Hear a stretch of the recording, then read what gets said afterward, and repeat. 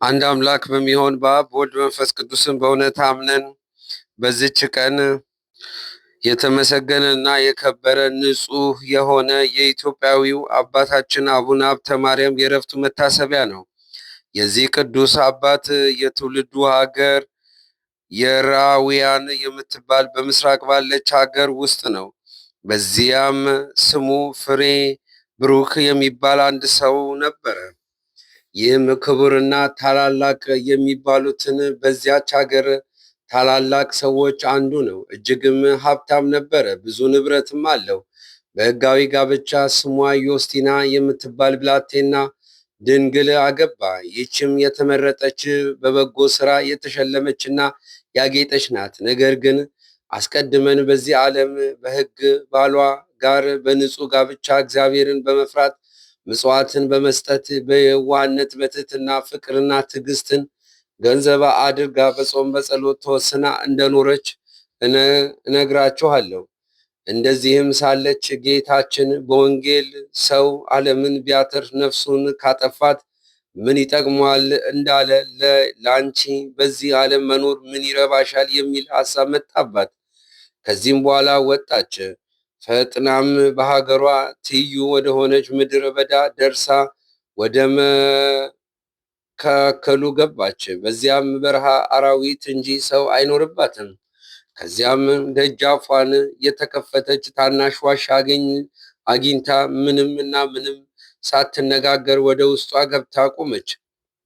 የዳዊትንም መዝሙር የሚጸልይ ሰው አይታ ደነገጠች። እርሱም ባያት ጊዜ ፍርሃትና መንቀጥቀጥን በላዩዋ ወረደባት። በመስቀል ምልክት በላዩዋ አማትቦ የእግዚአብሔርን ስም ጠራ። እንዳልሸሸችም አይቶ ሰው መሆኗን አወቀ። ባወቀም ጊዜ እንዲህ ብሎ ገሰጻት። ወደዚህ ምን አመጣሽ? ለእኔ እንቅፋት ልትሆኚ ነውን? አሁን ከዚህ ፈጥነሽ ሂጂ አላት። እሷም አባቴ ሆይ አንተ እንዳሰብከው አይደለም። እኔ ለሕያው እግዚአብሔር ልጅ ለኢየሱስ ክርስቶስ አገልጋይ ነኝ እንጂ በእርሱ ፍቅርና በእናቱ በእመቤታችን በቅድስት ድንግል ማርያም ፍቅር ያለኝ ሁሉን ትቼ ንቄ ከዓለም ወጥቼ ወደዚህ መጣው። በዚህ ቦታም ከአራዊት በቀር ሰው እንዳለ አላውቅም። አሁንም አባቴ ይቅር አድርግልኝ፣ ወደ ሌላ ቦታ እሄዳለሁ አለችው። በዚያን ጊዜ ከእርሱ የሚሆነውን መንፈስ ቅዱስ ገለጸለት፣ እንዲህም አላት። ዜናው ወደ ዓለም ሁሉ የሚወጣ በሕይወት ሥጋ እያለ የብዙዎችን ሰዎች ነፍሳት ከሲኦል የሚያወጣ እንደ መላእክትም ክንፎችን ተሰጥቶት ወደ አርያም ወጥቶ የሥላሴን አንድነትና ሦስትነት ሚስጥርን የሚያይ ልጅን ተወልጂ ዘንድ አለሽና ወደ ቤተሽ ተመለሽ አላት። ቅድስት ዮስቲናም ከዚህ ሽማግሌ ባህታዊ ይህንን በሰማች ጊዜ አድንቃ የፈጣሪ ፍቃድ ከሆነ ብላ ወደ ቤቷ ተመለሰች። ከጥቂት ቀኖችም በኋላ ጸንሳ ይህንን ደምግባቱ መልኩ የሚያምር ልጅን ወለደች። በእናቱና በአባቱ ቤትም ታላቅ ደስታ ሆነ። ለድሆችና ለጦም አዳሪዎች ለዘመዶቻቸውና ለጎረቤቶቻቸው ታላቅ ምሳ አደረጉ። እነርሱም ባጠገቡ ጊዜ እነርሱንም ሕፃኑንም መረቋቸው። ሕፃኑንም 40 ቀን በሆነው ጊዜ እንደ ሕጉና እንደ ሥርዓቱ ወደ ቤተ ክርስቲያን ወሰዱት። ካህኑንም ተቀብሎ ባጠመቀው ጊዜ ስሙን ሀብተ ማርያም ብሎ ሰየመው፣ ለክርስትና አባቱ ሰጠው። ሕፃኑም ጥቂት ባደገ ጊዜ በቤተ ክርስቲያን ውስጥ እግዚኦ መሐረነ ክርስቶስ ሲሉ ሰምቶ ሕፃኑ ሀብተ ማርያም በልቡ ይህችን ጸሎት መልካም ናት፣ እኔ መርጫታለሁ። ከዚህ ዓለም ስህተትና አስቦ በመስራት የሚመጣውን ዓለም ከገሃነም እንደምድንባት አውቃለሁ አለ። ይህንንም ብሎ የሚሰራውን ማንም ሳያውቅበት ይህንን ጸሎት በማዘውተር ጋር ሌሊቱን ሁሉ በመስተጋድር ይጸልይ ነበረ። ከዚህም በኋላ አባቱ የበጎች ጠባቂ አደረገው። በአንዲትም ዕለት በበጎች እየጠበቀ ሳለ ብዙ የበግ ጠባቂዎች እሸት ተሸክመው መጥተው ና እንብላ አሉት። እሱ ግን ከወዴት እንዳመጣችሁት የማላውቀውን አልበላም አላቸው። እነሱም በቁጣ ዓይን ተመልክተው ተጠቃቀሱበት። እሸቱንም በልተው ከጨረሱ በኋላ የከበረ ሕፃን ሀብተ ማርያም ታላቅ ዝናምን ስለመጣ ወደ ቤታችን እንመለስ። ከዚህም የምናመልጥበት የምንገባበት ቤት ወይም ዋሻ የለንም አላቸው። እነርሱም እኛ የማናየውን የማያይ ሌላ ዓይን አለህን?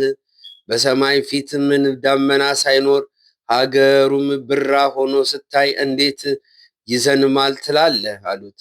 እርሱም እኔ የማውቀውን እናንተ አታውቁም፣ ግን ወደ ቤታችሁ ግቡ አላቸው። እረኞችም ባልሰሙትም ጊዜ ፈጥኖ ተነስቶ በጎቹን እያስሮጠ ወደ ቤቱ ገባ። ወደ ቤቱም በገባ ጊዜ ታላቅ ዝናብ መጣ፣ ነፋሳትንም ነፍሶ መባርቅቶችም ተብለጨለጩ፣ ነጎድጓዱም ተሰማ፣ ደመናትም ተነዋወጹ። ይህ ሁሉ በላያቸው ሲወርድ መሸሸጊያ አላገኙም። ከጥቂት ቀኖች በኋላ በጎች እየጠበቀ ሳለ ብዙ የበግ እረኞች አብረውት ነበሩ። አንድ የበግ ጠባቂ መጥቶ የወጣት ሀብተ ማርያምን በትር ነጠቀውና ሄደ። ብላቴናውም ሀብተ ማርያም በትሬን ለምን ትቀማኛለህ? አለው። እረኛውም በትዕቢት ቃል በጉልበቴ እነጥቅሃለሁ አለው። ብላቴናውም ሀብተ ማርያም እኔ ኃይል የለኝም፣ ነገር ግን በጎቼን የምጠብቅበትና በትሬን እንዳትወስድብኝ በሕያው እግዚአብሔር ስም አምልሃለሁ አለው። ያም የበግ ጠባቂ እምቢ አልኩህ አለው። ብላቴናውም ሀብተ ማርያም አንድ ጊዜ በፈጣሪ ስም አማልኩ፣ ከእንግዲህ ወዲህ ደግሜ አላምልህም። በአንተ ላይ የሚደርገውን ራስህ ታውቃለህ። ይህንንም ተናግሮ ዝም አለ። በዚያ ጊዜ የበግ ጠባቂው በአየር ውስጥ ተዘቅዝቆ ተሰቀለ። የእግዚአብሔር አገልጋይ ሀብተ ማርያም ማረኝ እያለ ይጮህ ጀመረ። የልዑል እግዚአብሔር ስም አቃሏልና ተሰቅሎ ዋለ። እረኞችም ሁሉ አይተው አደነቁ፣ ፈሩትም። ይህንን ሰነፍ ማርልን፣ እግዚአብሔር ያደርግልህን ኃይል አይተናልና አሁንም ስለ እመቤታችን ድንግል ማርያም ይቅር በለው አሉት። ብላቴናውም ሀብተ ማርያም በውኑ እኔ የሰቀልኩት ነውን? በእግዚአብሔር ስም አማልኩት እንጂ። የኃይሉንም ጽናት በላዩ ሊገለጥ እሱ እግዚአብሔር ሰቀለው።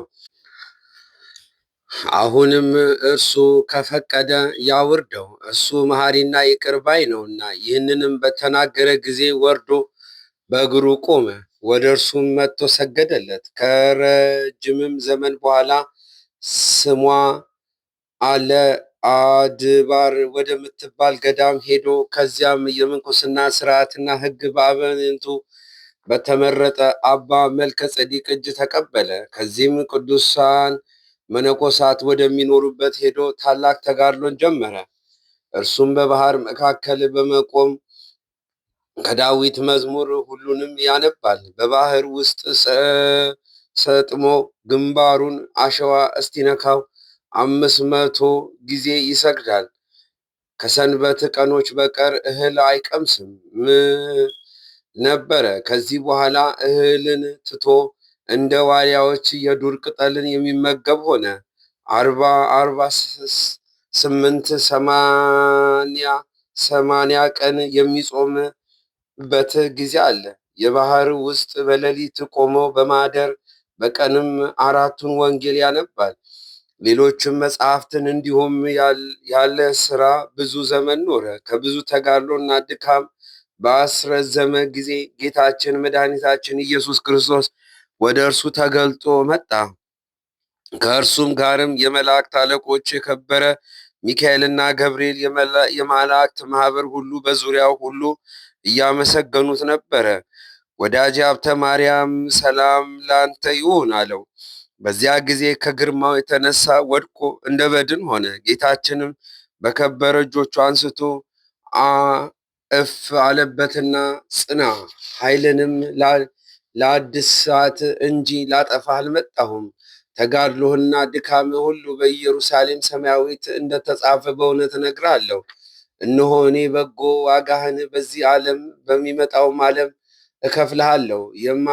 የማቴዎስና የማርቆስን ወንጌል የምታነብ ጊዜ በተራሮችና በዋሻ በፍሩክታ ተሰውረው ወደሚኖሩ እንዳንተ ካሉ ቅዱሳን ጋር ለመገናኘት በላዩ ተቀምጠህ ወደ ምስራቅ፣ ወደ ምዕራብ፣ ወደ ሰሜን፣ ደቡብ የምትበርበት የብርሃን ሰረገላ ሰጠው። ሉቃስና ዮሐንስ የጸሐፍትና ወንጌል ባነበብክ ጊዜ ሥጋዬን ደሜን በዚህ ትቀበል ዘንድ በላዩ ተቀምጠ ወደ ኢየሩሳሌም የምትሄድበትን የእሳት ሰረገላ ሰጠሁ አለው። ከብዙ ዘመናትና ከብዙ ተጋድሎ በኋላ የሚሞትበት ጊዜ ሲደርስ ለሞቱ ምክንያት የሚሆን ቸነፈር ያዘው። ክብር ይገባውና ጌታችን ኢየሱስ ክርስቶስ ወደ እርሱ መጥቶ ወዳጄ ሀብተ ማርያም ሰላም ላንተ ይሁን፣ ዛሬ ግን የመጣሁት ከድካም ወደ እረፍት ልወስድ ነው። እነሆ 7 አክሊላትን አዘጋጅቼልሃለሁና አንዱ ስለ ድንግልና፣ ሁለተኛ ዓለምን በውስጧ ያለውን ሁሉ ትተክ በመውጣት፣ ሶስተኛ ፍጹም ስለሆነው ምንኩስና፣ አራተኛ አራቱን ወንጌሎች አዘውትረ የምታነብ በመሆን፣ አምስተኛ ስለ እኔ ፍቅር መራብና መጠማት ስለታገስክ፣ ስድስተኛ በልብ ቂምና በቀል ባለማሳደር፣ ሰባተኛ ስለ ንጹሕ ክህነት ስለምታሳርገው ያማረ የተወደደ ዕጣን ምስዋዕትን ሰጠው። እሊህም 7ቱ አክሊላትን ለየአንዳንዳቸው 15 ኅብር አላቸው። መታሰቢያህን ካደረጉና በጸሎት ከተማጸኑ ጋር የምትገባበት ቤት በውስጧ 500 የወርቅ አምዶች የተተከሉባትና ሰጠው። ደግሞም የእሳት መስቀልን፣ የወርቅ ጫማን፣ የብርሃን ልብስን ሰወረ የሆነውን መናን እሰጥሃለሁ አለው። መድኃኒታችን ይህንን ቃል ኪዳን ሲሰጠው በየነገዶቻቸውና በየስርዓታቸው 99ኙ የመላእክት ሰራዊት መጥተው ወዳጃችን ሰላም ላንተ ይሁን፣ ዛሬ እስከ ፀሐይ 7 እጅም ወደምታበራበት ሀገራችን በዝማሬና በመሐሌት አክብረን ልንወስድህ መጣን አሉት። አባታችን አቡነ ሀብተ ማርያም በሰማያት ለእግዚአብሔር ምስጋና ይሁን፣ በምድር ሰላም ሆነ፣ የሰውን ነፃነት ሊሰጥ አለ። ይህንንም በተናገረ ጊዜ ጌታችን በሦስትነቱ ተገልጦ ታየውና የመጥምቁ ዮሐንስን ሀገር ተጠጋግቶ ያለች ከፀሐይ 7 እጅ የምታበራ ሀገርን እሰጥህ ዘንድ በራሴ ማልኩልህ አለው። መታሰቢያን የሚያደርጉ በስምህ ለቤተ ክርስቲያን መባን የሚሰጠውን ስምህን የጠራውን ወደዚች አገር አገባዋለሁ። 4ቱን ወንጌሎችን እያነበብክ ስለ ኖርክ የእያንዳንዱን ቃል ፍሬና እያንዳንዱን አደርግልሃለሁ። ይህንንም ከአንተ በኋላ ለሚመጡ ልጆችህ መጽሐፍት ገድልህን ለሚያነቡና በእምነት ለሚሰሙ የገድልህን መጽሐፍ በተነበበበት ውሃ ለተረጨ ለሚነከሩበት ይህን ቃል ኪዳን ሰጥቻለሁ። ከዚህ በኋላ መድኃኒታችን አፉን 3 ጊዜ ሳመውና በዚያ ጊዜ ከፍቅሩ ጣዕም ብዛት የተነሳ ነፍሱ ከስጋዋ ተለየች። ጌታችንም ተቀብሎ አቅፎ ከእርሱ ጋር አሳረጋት። በመላእክት ጉባኤ ብዙ ምስጋና ተደረገ። ለእግዚአብሔር ምስጋና ይሁን፣ እኛንም በዚህ ጻድቅ ጸሎት ይማረን፣ በረከቱ ከእኛ ጋር ትኑር ለዘላለሙ አሜን። በዚህች ቀን የጌርሊዮስ የምክዋስና የማርሊዮስ መታሰባቸው ነው። በረከታቸው ከእኛ ጋር ትኑር ለዘላለሙ አሜን። የተመሰገነ አብ ልዑል ነው። የተመሰገነ ወልድ ክቡር ነው። የተመሰገነ መንፈስ ቅዱስ ታላቅ ነው።